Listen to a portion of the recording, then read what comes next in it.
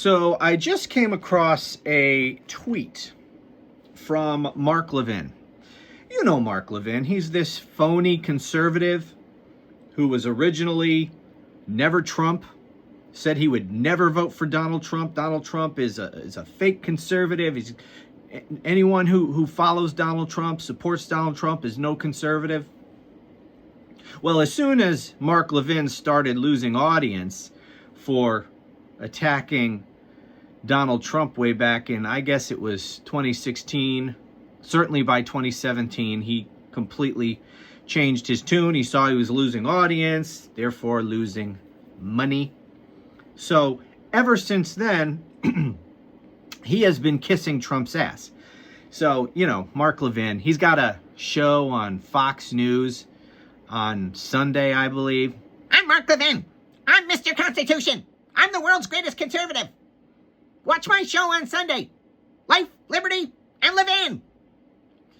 I really fucking hate that guy. Anyway, he posted on Twitter, he wrote, "Congratulations to Kash Patel, Dan Bongino, and Pam Bondi, and the FBI agents who caught the would-be pipe bomber. Great job." So, if you aren't familiar with what he's referring to here, they announced today, the FBI announced, that they caught the person who on January 6th, 2021, placed pipe bombs outside the Democratic and Republican national headquarters. And, you know, that person's identity had been unknown until today. They have a suspect in custody. We'll see. We'll see if this person actually turns out to be the person who planted those pipe bombs. Those bombs never exploded. But, you know, I will wait and see, because this is an FBI led by Kash Patel, who is, well, he's an idiot. So we'll see. So anyway, they announced that they caught this guy. Some guy from Virginia, young guy, I'm not exactly sure his name, don't remember.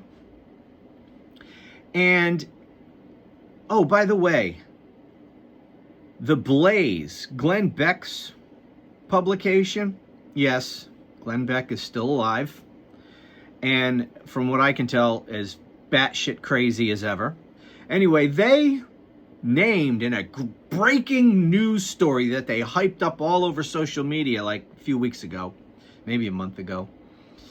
They did a detailed analysis of the way this person walked, because there's video surveillance footage of this person wearing a hoodie, and they determined that it was a female Capitol Hill police officer who was part of some Joe Biden directed deep state conspiracy. I don't know, some crazy bullshit that these MAGAs are always, you know, the kind of crap conspiracy theories that these MAGAs love.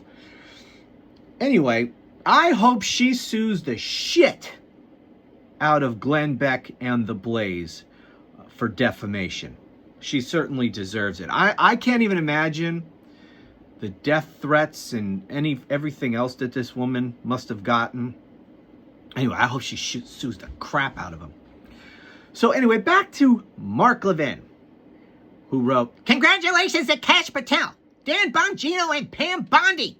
They caught this son of a bitch. They're the greatest FBI and DOJ people in history. And did I tell you that I love Donald Trump?" Mark Levin, Kash Patel didn't catch this guy, even assuming he's the right guy. Dan Bongino didn't catch this guy. Pam Bondi sure as fuck didn't catch this guy. It was the professional career agents in the Washington, D.C. field office who identified and arrested this guy. You really think that Kash Patel or Dan Bongino or Pam Bondi had any fucking thing to do with it? No. It's not how any of this works. They had nothing to do with this. From all the reporting that I've seen today, this had to do with analysis of data like cell phone records and these kinds of things. Not cell phone records, but cell phone tower data, all this kind of stuff, that they were able to do detailed analysis of that kind of information, running it through computer software programs and all this kind of stuff I don't friggin' understand. And they were able to ascertain that this was the person who was at this place at this time, you know, matching this up against bank records and all kinds of stuff to determine that it was this person. Okay, that was done by career agents. That's who did it. Not Kash fucking Patel. Not football head Dan Bongino. Maybe it's not really like a football. That's not the shape of his head. He's got one strange looking fucking melon. Melon head is more like it. A melon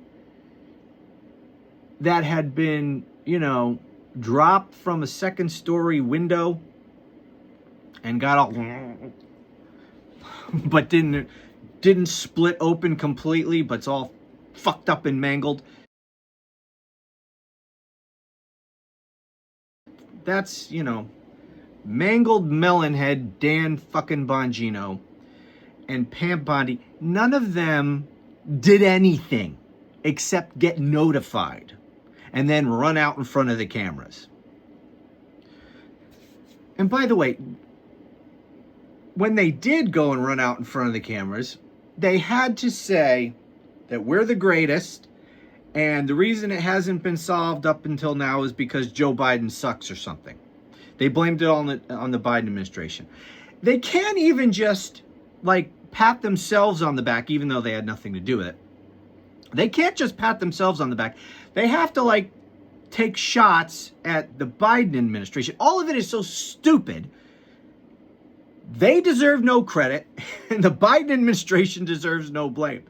It was simply, according to reporting, that there was new information that these professional career agents were able to get their hands on, and new software they had, or some shit that allowed them to analyze the data that they had collected in new ways that they were just recently able to do, and it led them to this person. To this, making every damn thing political. Aren't you just freaking sick of these people? I just fucking can't stand these people. Anyway, that happened, and Mark Levin, right there, Mark Levin. All right, that's it. And by the way, don't forget, you can get my little buddy here on a coffee mug. Perfect gift for Christmas or whatever other holiday you're into, or for no reason whatsoever. I have put a link to the Romano Report shop in the video description below. I've also got other designs over there. They are all anti-Trump, don't worry. Anyway, that's it. Thanks for watching. Please visit the shop, and I'll talk to you again soon.